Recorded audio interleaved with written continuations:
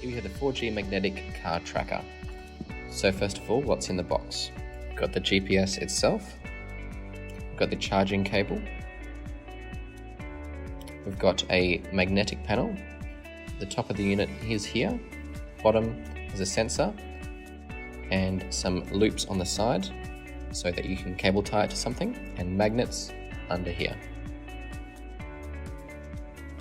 This panel is essentially a piece of steel covered in rubber and has some tape on the back. You can attach it to the back like so, and then peel off the 3M tape so you can attach it to anything you want. So remove the top cover, peel the waterproof gasket off, put the SIM card in by unlocking the tray, sliding it up, put the full size SIM card in, push it back down and lock into place. Switch on the battery, put everything back on, make sure it's got a good seal, and the top cover as well, clicking it into place. There's a charging port on the front, USB. Make sure that you charge the battery for at least 10 hours before you turn it on. Hold down the button for 3 seconds to switch on the unit.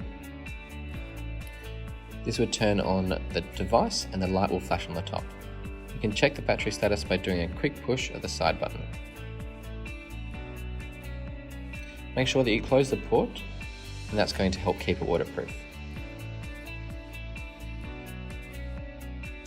The first thing you need to do is set up an account in Track Solid Pro app. Once you're on the app, click the plus button and then click the QR scanner.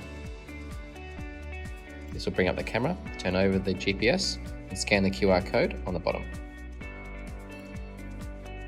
Click Add Device and it will say Device is bound. Go back and then click on List down the bottom. You'll see the GPS is turned up here and it's ready to go. You'll be able to see where it is using the app itself. It won't say that it's moving until you've physically got in the car and done a lap around the block. You'll then see that it fires up and you can see where the vehicle has been and its speed, etc. Obviously you can see there's got a nice Google Maps overlay, which is really nice to see, a lot of detail. You can zoom right in. You can also do this with multiple GPS units.